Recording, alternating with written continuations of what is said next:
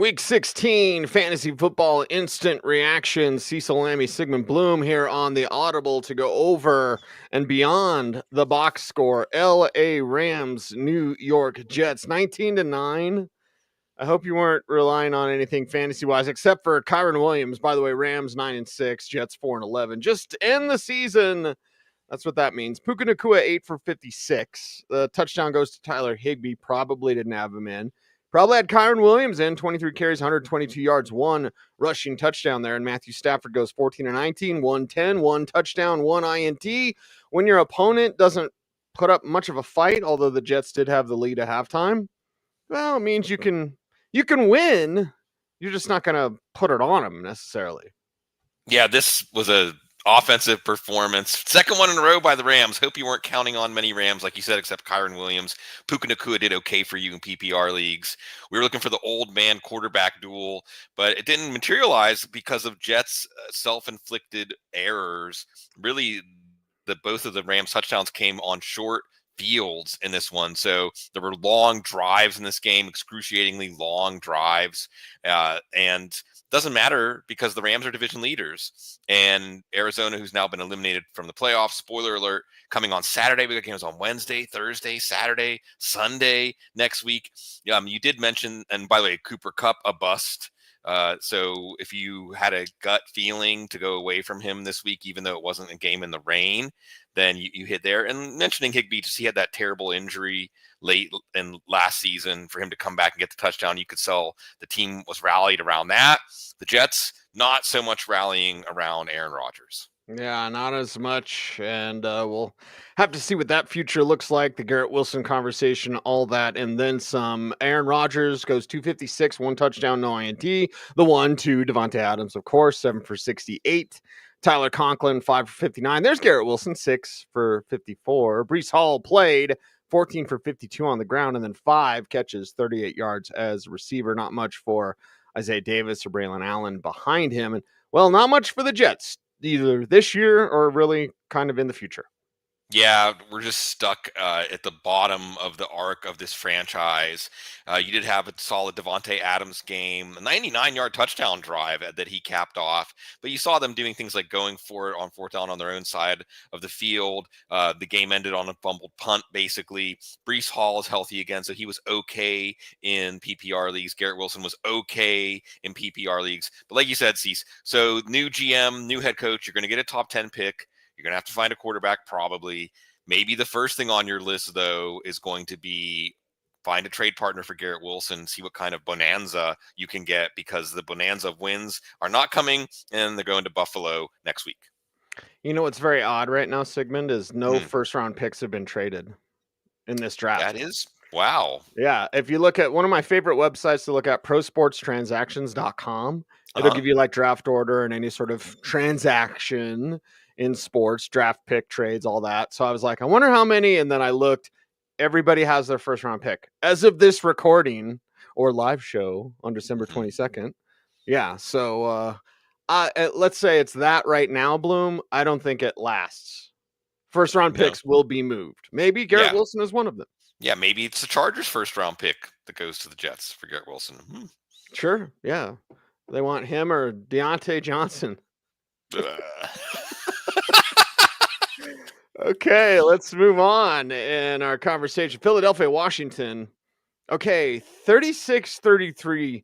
What the what? Because it's 22 fourth quarter points for the Commanders that put them over the top. We'll get to Jaden Daniels and company in just a little bit. They're 10-5. The Eagles are 12-3, and they're wondering, okay, this is what happens when Jalen Hurts gets a concussion. Now, Kenny Pickett comes in this contest, and he starts slinging it downfield. And Lattimore can't stop interfering with A.J. Brown. So I think there were 3 PIs in like 2 drives, one to set up a field goal. So, he just kept tossing it up there. So at least with Kenny Pickett, it's like, okay, good enough to keep targeting A.J. Brown. 15 targets total for A.J. Brown, as again, Hurts out of this one with a concussion. But they don't win, and they choke away a lead. They were up by 10. It seemed kind of comfortable. And then the Commanders are like, we're just not going to let Barkley do anything. He had 100 yards in the first quarter, Bloom. And then after that, could barely muster anything. Still finishes with 150 on the day. 2 rushing touchdowns for Barkley, so that's cool. But then A.J. Brown, 8 for 97 and a touch. Devontae Smith, 6 for 51 in this one. Not a lot there other than those 3. So Kenny Pickett comes in. It's nice he has the edict, the mandate, the mantra of just find A.J. Brown, but it doesn't lead to a win. Yeah, for fantasy, I mean, first of all, if you lost because Jalen Hurts got hurt, guess what? NFL teams lose because the quarterback gets hurt during the game. And in part, that's how the Eagles lost or how the Commanders had a chance to hang around in this game. But Kenny Pickett did enough for them to win. He didn't make too many massive mistakes. Like you said, got the ball to A.J. Brown, got the ball to Devontae Smith. Brown was a solid play. Smith wasn't a bust. Saquon Barkley looked like he was going to – with 2 different running backs at different points in the early games look like they might break the single game record for rushing. But like you said, the Commanders put the clamps on Barkley in the second half, stopped the bleeding there. And Kenny Pickett is Kenny Pickett. Yeah, there's not much to salvage there. Maybe a competent backup. He was a semi-competent backup in this one. Did enough to drive them to field goals in the fourth quarter. That's really what kept Washington hanging around. So Philadelphia with this loss really hurts their chances of getting the number 1 seed. But we'll see if Jalen Hurts can be back next week against Dallas. Maybe since they lost this game, there's not as much urgency if he's truly not coming out of concussion protocol. We'll see. But see another signature win. How many signature wins can you have in a season? That's what Jaden Daniels is out to answer. Yeah, Jaden Daniels with 5 touchdowns, 2 INTs, 258 yards passing. Olamide Zacchaeus, sorry. Dr. Zacchaeus. Yes, he spent time with the Eagles, so there you go. 5 for 72 touchdowns. Terry McLaurin, 5 for 60 and a touchdown. De'Ami Brown, 4 for 56. Jamison Crowder getting louder with Crowder. There on 2 touchdowns. Nice. Luke McCaffrey with the catch. Jeremy McNichols plays hard. Just didn't produce a whole lot. Brian Robinson, 10 for 24 on the ground. By the way, Jaden Daniels, the leading rusher with 81 yards. And then Robinson with a couple of catches there. So not much support from the ground game, although Daniels did enough with his legs and his arms and the comeback and the defense, and the Commanders are feeling themselves on Sunday. Yeah, they look like a playoff team again. The first matchup, Daniels wasn't really healthy. Terry McLaurin got shut down. Terry McLaurin was good enough in this game, but like you said, it was touchdowns to Crowder, touchdowns to Zacchaeus. Brian Robinson fumbled twice, barely did anything in this one. You look at 36 points, you think Brian Robinson had a good game. Not so much. It was distributing the ball to the wide receivers and really just Jaden Daniels. Honestly, you rarely see a rookie quarterback able to put a franchise, I don't want to just say a team, a franchise on his back. And it is that calm that he radiates. Remember, he's been making good decisions. He's been accurate. He's been distributing the ball. This is not a Robert Griffin III type situation where give the league a year and they'll catch up next year to what Jaden Daniels is doing. He plays the game like a veteran already. Obviously, if you had him in your lineup this week, he is a big part that you have a great chance to advance. And it's unbelievable rare. And Daniels had one ball that was picked on a tip, another pick early. There were fumbles. De'Ami Brown also fumbled. 5 turnovers. So even with the backup quarterback out, when you turn the ball over 5 times and you can beat a team like Philadelphia, that gives the team confidence going into the playoffs. And now all of a sudden, maybe we have a 7-team NFC bracket where every single team can credibly entertain possibilities of going to the Super Bowl, because winning games like this gives a team magical thinking, and magical thinking can turn into reality. Magical thinking is magic. Michael Penix in the Atlanta Falcons, 34-7. Let's get into this one now. Of course, the Giants side, not great, Bob. The Atlanta side, much more exciting. By the way, the Giants 2-13. Atlanta is 8-7. They made the move. Oh, okay, Giants side first, super quick, because we got the Falcons side, much more interesting. Malik Neighbors 7 for 68. At least Drew Lock knew that. Again, like Kenny Pickett, come in, just target your best guy. Tyron Trace didn't do anything. 4 catches, 43 yards, receiving touchdown for Tracy, so that'll help. Didn't do anything as a runner. Wan'Dale Robinson, if you had him as what the heck flex, 7 for 62 in this one. But yeah. Giants trying to play out the season, trying to get Shedeur Sanders. Reports saying he prefers the Raiders. That's maybe not true. Ding. Lassie Bark. So let's talk about the Giants so we can get to Michael Penix. Yeah. And in case those of you haven't been with us all year, Cecil was telling us like 11 months ago that Washington was going to take Jaden Daniels. So maybe put some stock in that little tidbit there. Tidbits, that's all you really got from the Giants offense. Look, if you played Tyrone Tracy, it worked out for you because, well, he's a former wide receiver. He made a wide receiver play in the back of the end zone to catch a touchdown. It worked out for you if you played Malik Neighbors because of garbage time. But also, if you thought, I'm going to play the Atlanta defense, I wonder how many teams are advancing to the fantasy finals because of the Atlanta defense. The Atlanta defense outscored the Giants offense today, thanks to Drew Lock, one pass that was deflected and picked, another sack fumble that was returned for, another pick six, Jesse Bates. You also had Caden Ellis with a sack fumble. And yeah, Drew Lock is that bad. And Indy needs to keep winning to make the playoffs. And good news for Indy, they're facing Drew Lock or some quarterback in the Giants next week. Quarterback, as I make air quotes. Yeah, something going on there. Our guy Brian needs soothed today because his teams are laying eggs. Yeah. It happens. It's the fantasy postseason, right? Sometimes it's just like, not like this. Not like this. And then it's like that. So it is like that. All this time, this was, drink your Ovaltine. Yeah, every day the fantasy playoffs are like that. Let's get to the Falcons side here. Making the move for Michael Penix. Pick's not so controversial now, huh? Draft day takes sometimes are the worst ever. And yes, sometimes I've been guilty of those myself. But hey, Michael Penix comes in and Kirk Cousins prays with him, gives him some praise before the game. Of course, Cousins is going to do that. Cousins, he's not Joe Flacco. He's not going to be out there, speaking of Drew Lock, it's not my job to develop him. Well, nobody did. Michael Penix, a different story. 18 or 27, 202. No touchdowns, 1 INTs. The long pass can return with Michael Penix, and thus Darnell Mooney better. 5 for 82. Drake London, 5 for 59. Ray McLeod, 3 for 19. Okay, why am I reading that? Kyle Pitts, 1 for 7, and then I guess he kind of passed it to the defense. He gets an assist. He gets an assist in football. And of course, with the rookie quarterback, what's the best friend? A ground game. 22 carries, 94 yards, 2 touchdowns from Bijan Robinson, 11 for 22 for Tyler Algier. But overall, as a team, 38 carries, 127 on the ground. Yeah, there you go. That's how you win 34-7 at home. Yeah, fantasy football is going to skew the perceptions here because Penix wasn't good for fantasy. But again, that Kyle Pitts, basically, truly, all he needed was a platter, put the ball on the platter and hand it to the defense. Kyle Pitts, just really shocking fall to earth and through earth, to the core of earth. As a bust, really, you have to wonder where his confidence is at now.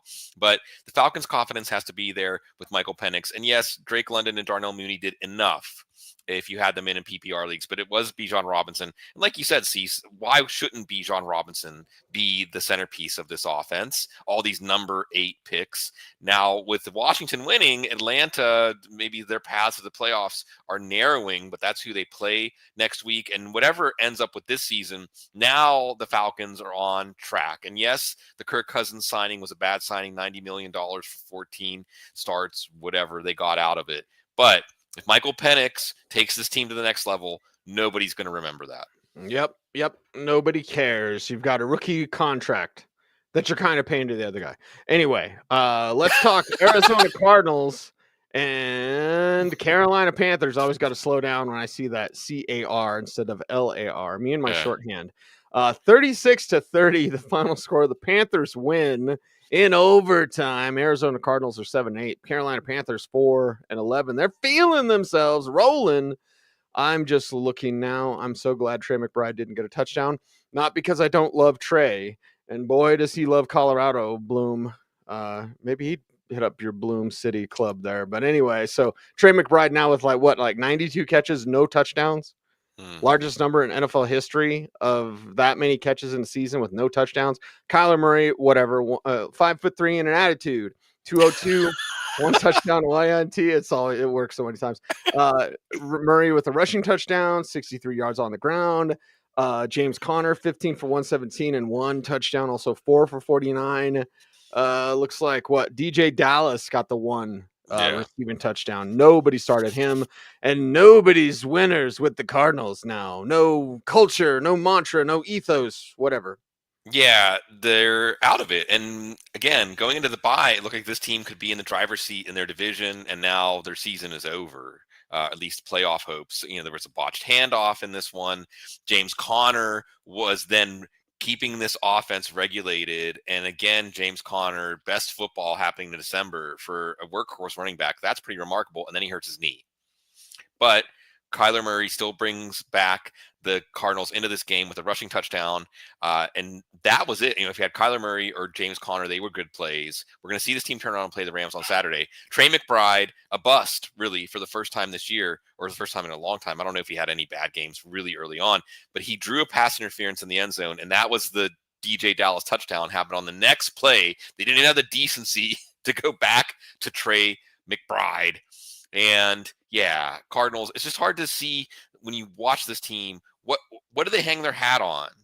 What is the advantage that when I say they don't have an ethos, how do they win games? I think they have good coaches. I think they're building the roster. I think Kyler Murray is sometimes affecting games, sometimes not a factor. And that's how you end up with a mediocre season.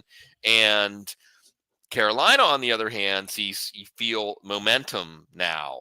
And they're playing spoiler now. Maybe in a year or two, other teams might be having to play spoiler against them. All right, Carolina Panthers side. Again, things have changed since Bryce Young has been back, showing some fight there. Couple of touchdowns today, 158 through the air. Adam Thielen, 5 for 43 and a touchdown. David Moore, 2 for 39 and the other touchdown. Now, Chuba Hubbard, you started, 25 for 152 and 2 rushing touchdowns. By the way, Bryce Young, 68 yards rushing and 1 rushing touchdown to benefit his fantasy day. Chuba Hubbard also with 4 catches for just 13 yards. But it all matters, and those W's matter for a team, and especially a young quarterback trying to prove, hey, I can win. Yeah, and he's making it happen. You saw a rushing touchdown here. You saw him running well as a scrambler. You saw a touchdown after a big third down conversion when he had to stare down the barrel. The classic, here's part of your quarterback evaluation. Can the quarterback stand in with sound mechanics and deliver a pass when he knows he's going to get blown up on third down? Bryce Young, a smaller quarterback, 5'6" in attitude. It's not the attitude's a winning attitude here. You saw Adam Thielen come through. Chuba Hubbard, the tireless one, again, a la James Conner, coming through with a big game. A reason a lot of people got to the playoffs now, a reason that they're advancing in the fantasy playoffs. And what you can see is hope for this franchise. What a turnaround. Dave Canales, Bryce Young. And again, we're not talking about the draft status. We're not talking about what's going on. Oh, a costly win. No, these are wins that build confidence. These are wins that point towards a future. Next week, they get to play spoiler again against Tampa Bay. So Atlanta Falcons fans, your Carolina Panthers fans in week 17. 4 games down, 3 games to go here in week 16 fantasy football instant reactions. It's the audible Cecil, Lammey, Sigmund, Bloom. We appreciate it if you check out footballguys.com and you want to support the show. No silly super chats. Just go support footballguys.com, at least with the free daily newsletter. Can we send you everything you need to know for free every day? Well, if we can do that, we'll get into your hearts, right? We're heartwarming, Bloom, here all times of years, but especially now during the holiday season. Browns and Bengals. Let's talk about this one because it's always fascinating. Cleveland side first, and Browns and Bengals. Of course, it's not much Cleveland because it's Dorian Thompson-Robinson. 24-6, by the way, final score. Bengals 7-8. They're still alive. They're going to play Denver on Saturday. It's a big one. I'm going to put a pin in that. Browns are 3-12. They're just trying to get it over with. DTR with a couple of interceptions and 157 yards passing and 49 yards rushing. Yeah, that's Dorian Thompson-Robinson. David Njoku did play 8 for 66 in this one. It was Jerome Ford with 11 for 92 and a rushing touchdown. Also 5 catches, 39 yards. So if you scooped him up off the waiver wire, that was a good answer and play for you. Jerry Jeudy, 2 for 20. He's not playing the Broncos this week. And Cleveland could barely get out of their own way. Yeah, this was one that was a bit of a puzzle for fantasy because Dorian Thompson-Robinson's the quarterback, but the Bengals and their very porous defense of the opponent. How did it work out? Well, if you had Jerome Ford in, it did work out, partially because a 66-yard run to open the game. Exciting. Then they pull him at the goal line for Dante Foreman, who fumbles at the goal line. Von Bell with a nice peanut punch and a recovery. Then you see Ford supplement that production with some catches as the Browns were falling behind. And then the next time they had a short yardage touchdown opportunity, Ford got it and converted it. So if you trusted Ford, you were good. David Njoku didn't look like he was going to be doing much for a while in this game. He came on, especially in the second half, to come through. But Jerry Jeudy, I think hopefully you knew better with Dorian Thompson-Robinson. Hopefully you played the Cincinnati defense with Dorian Thompson-Robinson. He's just not a credible quarterback. See, there's Drew Lock where you watch and you say, yeah, he's bad. There's Dorian Thompson-Robinson. We say you don't even really have to watch. We know. We've seen enough. But yet, when Dorian Thompson-Robinson went in the medical tent, it was Bailey Zappi warming up. So if you think we may get James Winston back, probably not. Cleveland next week with Miami coming to a visit. What's the opposite of a nice winter vacation? I don't think anybody vacations in Cleveland in the winter, but that's where Miami's headed. Okay. All right. I'm about a trip to hell. Sorry, Joe. The first time I got in trouble was on fire there once, so True story. The first time I got in trouble with Joe Bryant for something I said on the Audible, it was because I was making fun of Cleveland. Yeah. And he was like, "Hey, buddy, let's not make fun of where people are from, buddy." And I was like, "Okay, sorry, Joe." But what you missed was the Sorry Joe origin conversation, Cease, because I'm not going to tell any specifics. Joe Bryant was a DJ at Texas A&M. Yeah. And he did something that made them come to him and say, we need to talk. This is not the way we do things around here. That makes our Sorry Joes look like with a lowercase s. So we're saying Sorry Joe to somebody who, let's say, did something questionable on the airwaves. So who should really be saying sorry to who, Joe? Exactly, Joe. Let's talk Joe Burrow. 3 touchdowns, no INTs, 252 yards passing on 23 or 30 passing, 6 catches, 97 yards, 1 touchdown for Jamar Chase, 8 catches, 58 yards, 1 touchdown for T. Higgins. Andre Iosivas, 3 for 53 and a receiving touchdown there as well. Chase Brown on the ground, 18 for 91. And then 3 for 18 as a receiver. Mike Gesicki, only a couple of catches. And yeah, they're rolling. And then they've got a huge one against Denver, vying for playoff position. The Broncos are not in. They didn't beat the Chargers on Thursday night. So that means the Bengals still alive. Yeah, still alive. They need the Colts and Miami to lose. They need Denver to lose out. They need at least one loss from the Colts and Miami. But Denver plays Kansas City in week 18. Kansas City can beat Pittsburgh on Christmas. Then they clinch number 1 seed. So still alive for now. Not exactly a commanding, impressive victory, but more than enough. Joe Burrow to Higgins, Joe Burrow to Iosivas. And then Joe Burrow on a free play late when the game was 17-6 to Jamar Chase. But still, Joe Burrow and Jamar Chase not winning your week for you. A lot of teams getting this far in the fantasy playoffs because of them. You needed some other guys to step up. And if you didn't get that free play touchdown, they would have been well under expectations, both Chase and Burrow. And Chase Brown, a reason a lot of teams got this far in the playoffs. Not a bad game for Chase Brown, a floor game. How far has Chase Brown come, Cease, when we're saying over 100 total yards, handful of catches? That's a floor game for a number 1 running back like Chase Brown. So your Bengals helped you get this far. Certainly T. Higgins had a solid game. I know a lot of questions, people wondering whether to put Higgins in. Hope that you did. And we'll see. Joe Burrow had, and by the way, one of Joe Burrow's touchdowns probably should have been called back as he was parallel to the ground. Probably his thigh pads were touching the ground. Still makes a good highlight, but just know if you escaped with a win with Burrow in your lineup or Chase in your lineup, then it was a few things that really broke your way in a very boring game. He should just start dressing like Neo, right? Yeah. Because that was like a Neo Matrix type of play. So, Yes. I mean, you can dress like Ellen if you want to, Joe Burrow, but you could also dress like Keanu. So, either way, get down how you get down. Buy a Batmobile. Did you see the katanas for his Yes, that offensive was cool. line? Well, Like because of the legit story. katanas. And the thing is, like, not to slam Pat Mahomes, but Mahomes is just getting him stuff that he was sponsored from. Same thing with Brock Purdy when it got Yeah. everybody a Toyota. Yeah. It's like, yeah, you do Toyota commercials. I gave you that stuff for free. And Yeah. then, like with Patty Mahomes, it's like, here's the free Rolex and all that, which is cool. Everything's cool. Everyone get what you can. But I'm like, Burrow went out of his way to pay money. He's not doing any samurai commercials. Right. Okay. And with the stories of each one of those Exactly. weapons, I'm a Yes. little bit peanut butter and jealous, man. I'd love Yeah, one of those. absolutely. And see, I think that the quarterback gift is a personality test. It's a revealing moment. Very But I true. do want to say, one of the things Patrick Mahomes got all of his offensive linemen is something that's been in our house for months, maybe most of this year. They're these full legs compression. They compress in cycles to stimulate your lymphatic system. And I'm proud to say my wife, Kate, who's a health guru, I'm probably adding years to my life as we speak.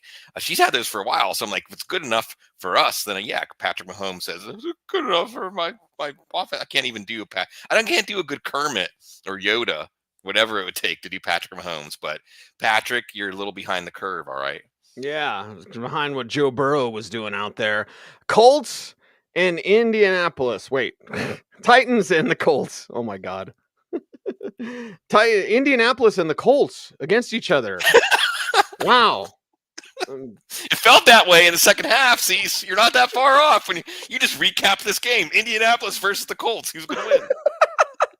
All right, 38-30 the final score. The Colts do win. They're 7-8. The Titans lose. They're 3-12. Mason Rudolph, 252, 2 touchdowns, 3 INTs.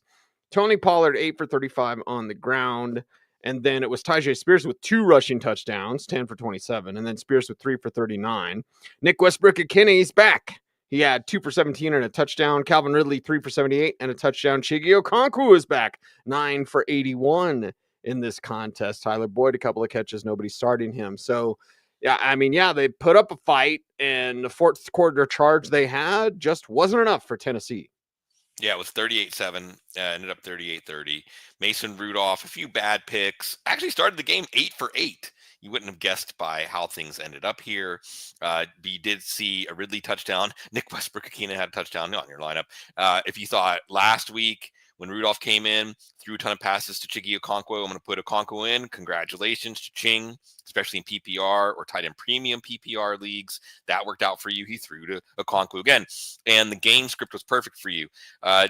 Tony Pollard, if you went away from him because he's banged up, because of the potential with Tennessee, not exactly an exciting offense right now. That worked out, but Tyjae Spears got 2 short touchdowns. So I think we can see going forward with Tennessee in contention in top 6, top 8 of the draft, going up against Jacksonville next week. Another team, the top 6, top 8 of the draft. Spears will be your pick in your lineups next week. And maybe Anthony Richardson will be in your lineups next week. Yeah, just maybe. Anthony Richardson, 7-11, 131, 1 touchdown, 1 INTs. Josh Downs, 3 for 61 and a touchdown, the only one. A.D. Mitchell, 1 for 36. Michael Pittman, 2 for 19. Oh boy, Jonathan Taylor. Thank God for Jonathan Taylor. By the way, Richardson also had 70 yards rushing and a rushing touchdown to benefit his fantasy day. 50 carries as a team. 50. 4 rushing touchdowns as a team. And 335 yards as a team. Now, 29 of those carries were Jonathan Taylor. 218 of those yards were Jonathan Taylor. And not 1, not 2, but 3 of those 4 rushing touchdowns were Jonathan Taylor. Because if you ran into Jonathan Taylor, I think you're not advancing. Could be wrong, Bloom. Maybe you had the greatest team ever, or not. But if you ran into Jonathan Taylor this week, you took that L. Yeah, probably. And I know there's a lot of, in the consolation bracket. But the reality is, with all of the different first-round landmines this year, I don't think there were many players you could say, well, if you have this player, you are definitely in the fantasy playoffs. So I think a lot of teams had Jonathan Taylor in the playoffs. And yeah, Jonathan Taylor, look, this game was so out of hand that we got to the Trey Sermon, Tyler Goodson part of the game. And yet it ended up 38-30 in the end. Anthony Richardson had one rushing touchdown that they took off the board that it was a touchdown. Okay, he broke the plane. Maybe he barely broke the plane. It was a good touchdown where somehow he got lower than the tackler. That's tough when you're 6'5", but he did that. He bowled through the tackler, extended the ball, and then Jonathan Taylor got that third touchdown. So the agony of defeat, Jonathan Taylor lets the ball go. He had two long touchdowns, this one, a 70 and I think a 65. Didn't let the ball go on either of those, and he got a third touchdown because the officials came in there. So depending on how things worked out, if you had the boldness to start Anthony Richardson, who still was a solid play, could have been a very strong play, that helped out. Josh Downs, if you had to throw him in there, he came through. Again, this team also still alive in the playoffs, facing the Giants next week. And you like seeing some momentum here for Anthony Richardson going forward, starting some winning ways, even if it is against a bad team. Yeah, Richardson will be better when he can learn to pass. So we'll see if that ever happens. Lions 34, Bears 17. Can the Bears take the next 2 weeks off? Like, seriously, not just for Bears fans, not just for Caleb, so he's not collapsing on the bench or whatever he was doing, but for just for us. Yeah. So we don't have to talk about the Bears. They're 4-11 and haven't won since the Hail Mary. Jaden Daniels broke a team. Took their souls. The Lions. Okay. All right. Box score aside. I'll read the numbers if you want, Bloom. But that was a trick play? Like, seriously. Yes, Schefter's absolutely. tweeting about it. Absolutely. Oh my God. Oh 100%. It was brilliant. Ultimate disrespect for an opponent then. Hey, you're so dumb. We're going to pretend like Goff fumbles, and then he's going to turn around and throw it to Sam Laporta, by the way, for a touchdown. 4 for 43 and a touch for Laporta. Jameson Williams, 5 for 4, 143 and a touch. Amon-Ra St. Brown, 6 for 70 and a touchdown there. Jahmyr Gibbs, 4 for 45 as a receiver, then 23 for 109 and 1 rushing touchdown. No David Montgomery, no problem. And, away you go, Lions, in an easy one when you're rolling 13-2. Yeah, there goes the Jared Goff can't play in the cold narrative. So if you trusted Goff against a team that was rolling down the drain, and this is kind of like Robert Saleh getting fired and what happened to the Jets defense, because Matt Eberflus, what he was doing, he was the dam holding the defense, and now without the defense, well, there goes your rush of fantasy points, especially 82-yard touchdown for Jameson Williams. He's been one of the biggest hits of the year. You got enough from Amon-Ra St. Brown. You got enough from Sam Laporta. And yes, it is going to be Jahmyr Gibbs, true workhorse, Christian McCaffrey kind of workhorse back. And the last thing is, so here's the play. Jared Goff takes the snap and wheels back and stumbles so that he has to put his hand down. Jahmyr Gibbs also just flops like a fish out of water. Okay, it freezes the Bears defense, and then Goff turns around and throws a pretty easy touchdown to Sam Laporta. But see, so I think what's brilliant about this trick play, and it was a trick play, they said that the Lions were yucking it up on the sidelines and having fun after this play. So you're right, it was a disrespect, and that's okay. I think that in football, if you know you're that good, you should do it. But here's the thing, Cease. Here's the thing. The next time there's a botched snap or some sort of play where they actually fumble the ball on the exchange or something like that, it's going to cause the defense to pause. You have to scout that now. You have to, in your preparation in the playoffs, say they may try something like this. Or really, if anything goes wrong, it's kind of like the whole Belichick is cheating thing, right? You can get into the head of your opponents and make them anticipate something that's never going to happen, but that is a competitive advantage in the NFL. I was going to say, it's like how the Chiefs get into your head with the refs, but you said it was never going to happen. And it happens every flipping It does. week. Let me tell you, since I was on the road at New Orleans has my favorite best farmers market, but they have a really incredible full farmers market in Franklin, Tennessee. If you live in the Nashville area and you haven't gone down to Franklin, Tennessee for the farmers market, check it out. And I was talking to a Titans fan about the Titans, And he stopped me as I was walking away to tell me that the way that the refs are calling the Chiefs game is making him less interested in the NFL.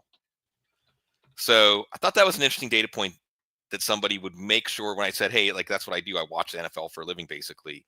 I wonder how many other people out there are starting to be less excited to watch the NFL because of what's happening, not just getting in the opponents, but making the fans feel like the ending was written first. Yeah, you already know Hulk Hogan's going to win. Like, it's fun, but then it's less fun. And you got to be careful because officials can impact this. For everyone wondering why the NBA ratings are down like 50%. There's Right. many opinions, Bloom, and some of those opinions may hold water. But one of the largest ones for me is they tee up anybody now. If you're a basketball player, you look at someone cross-eyed, they'll tee you Right. up. Like Right. the refs are just, and I've always said the integrity of this game. You're blowing bubbles. I got to clean some up for Joe. You're blowing bubbles at Las Vegas like all the time. You are Right. in bed with the casinos. They're Right. business partners of yours. Your Right. game seems like it's rigged. That's Right. not just, and we're NFL lovers and believers and studiers or whatever, analysts, whatever we are, Bloom.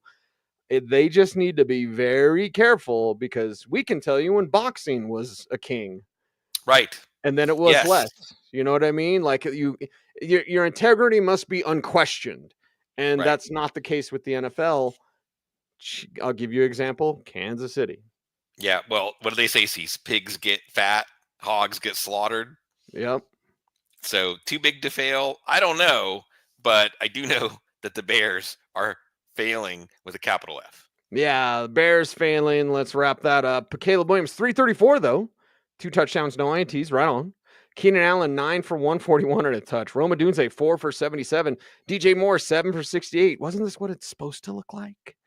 Cole Kmet with the receiving touchdown, and Keenan Allen with the other one, of course. Caleb Williams led the way on the ground, 34 yards. Not great, Bob. It's not what you wanted, but of course you get down, you got to fight back. That's the way they chose it with the arm of Caleb Williams. They got a quarterback. They don't have a head coach or front office or whatever. Right. Multiple problems, and it starts at the top. So if ownership is really, I don't want to use the word corrupt because I think that's mistaken, but if ownership is really a large problem, Right. change whatever you want. It's not going to change the team. Yeah. Ask the Jets. Right. So this was kind of like the first matchup on Thanksgiving in that Detroit jumped out to a big lead. So it led to some big numbers for Caleb Williams, for Keenan Allen, decent numbers for DJ Brown, decent numbers for Roma Dunze. He had a fumble, not much for DeAndre Swift, but they never really clawed back into this game. But at least, again, if you thought, well, Detroit will put enough on this sleepwalking Chicago, hibernating Chicago defense, then that will open up garbage time for Caleb Williams. You had that part right. You had the part about Keenan Allen right, as he's been getting more of the touchdowns lately. But that's about it. Like you said, Cease, you have a quarterback. You need to build everything else around the quarterback. And here's what's ironic. At the beginning of the season, it was they had everything built around the quarterback, and now they have the quarterback. Now there's very little around the quarterback. And like you said, I think it is an ownership issue. I think it's an issue. See, I think that when these teams stay in the same family, okay, so it's not a meritocracy. Not a meritocracy did not determine who owns NFL franchises. All right, especially when they get passed down another generation. Is it a nepotismocracy? Right. So you just coined a word. So how do you make the change? I mean, this is one where maybe the answer is listening to the columnist and listening to the fans and listening to the people who are emotionally attached to the team, because where's the check when on ownership? That's the problem with this structure. I know Bear fans feel that. And hey, maybe you're looking at the ownership, the GM of your fantasy team right now, after how things have gone today, and looking to fire somebody. But nah, this is fun. It's fun still to be caring about football. But I also hope that people leave enough bandwidth for the loved ones in their life at this part of the year, the holiday season, chance to take stock and hopefully see the bounty that we all have in our lives. I know getting to do this with you, Cease, I'm almost sad, even though the season is a marathon and we see the finish line that's just a little further up. I'll certainly miss getting to spend time with you so many times a week and getting to spend time with all of our wonderful people in the chat room showing up for our live show, even while live football's on. And yeah, this week maybe is going to be the answer to you. Can there be too much football? Yeah, sometimes there can be too much football. Try to maybe have too much love of the people in your life instead. Absence makes the heart grow fonder. And the NFL's like, where are you at? The NFL's the one, like, when you just go to the store with your sweatpants on, and then they're texting you, where'd you go? What are you talking? Who you talking to? What's on your phone? Else? Yeah, I saw you looking at a TV at the gas station when you were pumping your gas and there wasn't football on it. What did I do? Call me crazy, but the TVs at the gas pumps are a little. I just want to fill her up. Maybe catch a whiff of the fumes. Whatever. Like, there's money to be made, Cease. I'm going to put a little TV in my forehead that you can watch while you're watching Audible. Somebody going to pay me?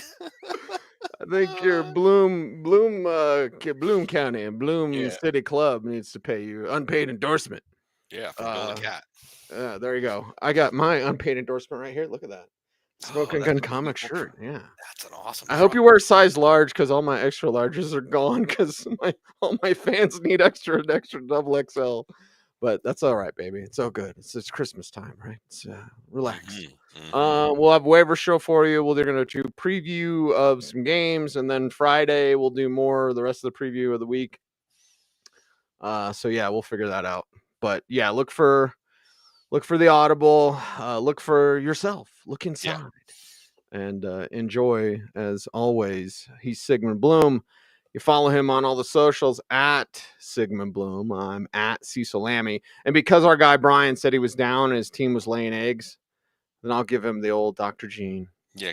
There you go, Brian. See, we miss him. We miss him dearly, and we love him so, just like we love and appreciate all of you. So he's Sigmund. I'm Cecil. We are the Audible. Thanks for watching. Stay tuned. And would you please stay frosty?